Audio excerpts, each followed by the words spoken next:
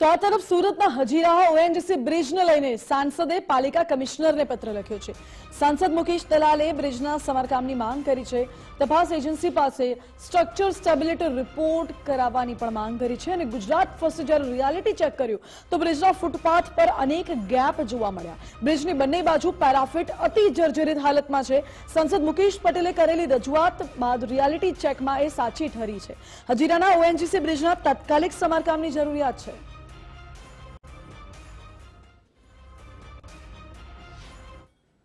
વડોદરાના પાદરામાં બનેલી ગંભીરા બ્રિજ દુર્ઘટના બાદ સુરત લોકસભાના સાંસદ દ્વારા પાલિકા કમિશનરને પત્ર લખવાની ફરજ પડી છે।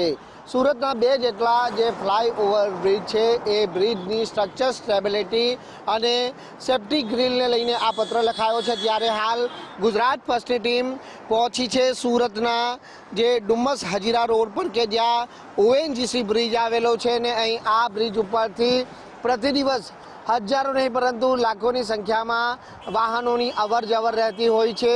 મહત્વનું છે કે અહીં ગ્રામ્ય વિસ્તારની સાથે જે મોટી ઇન્ડસ્ટ્રીઝ આવેલી છે અને આ ઇન્ડસ્ટ્રીઝના ભારે વાહનો છે તે આ બ્રિજ ઉપરથી પ્રતિ દિવસ છે તે પસાર થતા હોય છે। ભૂતકાળની અંદર અહીં આવેલા જે ઔદ્યોગિક એકમોના જે મહાકાય જહાજો આ બ્રિજના સ્પાન સાથે ભટકાયા હતા અને તેના કારણે જે તંત્ર દોડતું થયું હતું। ત્યારે આ ઘટનાનો ઉલ્લેખ પણ સુરત લોકસભાના સાંસદ મુકેશ દલાલ દ્વારા કરવામાં આવ્યો છે કે ઓએનજીસી બ્રિજના જે સ્પાનની સ્ટ્રક્ચર સ્ટેબિલિટી એની જે તપાસ છે તે કરવામાં આવે અને ખાસ કરીને જે તપાસ એજન્સીને આ કામગીરી સોંપવામાં આવે।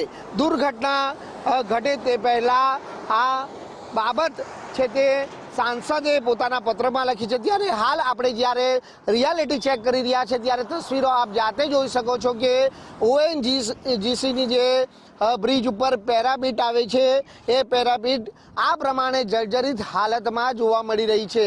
અહીં મોટી સંખ્યામાં લોકો છે તે આ બ્રિજ ઉપર સહેલગાહ માટે આવતા હોય છે। અહીં સેલ્ફી લેવા માટે પણ લોકો અહીં આવતા હોય છે અને આવા સંજોગોની અંદર જો પેરાપીટ એકાએક તૂટી પડે તો દુર્ઘટના બનવાની પણ શક્યતા રહેલી છે।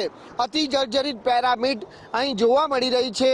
એટલું જ નહીં પરંતુ જે પ્રમાણે પેરામીટ પરનો જે આ ફૂટપાથ છે એ ફૂટપાથની અંદર પણ અનેક સ્થળો પર હાલ ગેપ પડ્યા છે અને તેના કારણે અહીં શક્યતા સૌથી વધુ છે। કારણ કે પેરાપીટ જ્યારે જર્જરિત હાલતમાં હોય અને પેરાપીટ ઉપર જ્યારે કોઈ અહીં સહેલગાહ આવે અથવા તો સેલ્ફી લેવા માટે અહીં બેઠ્યું હોય ને તે દરમિયાન જો આ પેરાપીટ તૂટી પડે તો ચોક્કસથી દુર્ઘટના બનવાની શક્યતાઓ પણ અહીં રહેલી છે।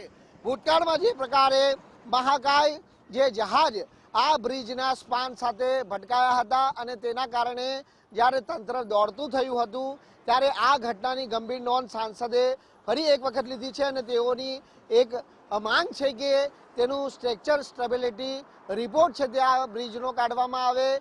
દુર્ઘટના બને તે પહેલાં આ જે માંગ છે તે સાંસદ દ્વારા કરવામાં આવી છે। જોકે જે પ્રમાણે બ્રિજનું રિયાલિટી ચેક કરવામાં આવ્યું અને આ રિયાલિટી ચેકની અંદર બ્રિજની જે પેરાપીટ છે તે પણ અતિ જર્જરિત હાલતમાં જોવા મળી રહી છે। કેમેરામેન વિરલ વ્યાસ સાથે રાકેશ બ્રહ્મભટ્ટ, ગુજરાત ફર્સ્ટ।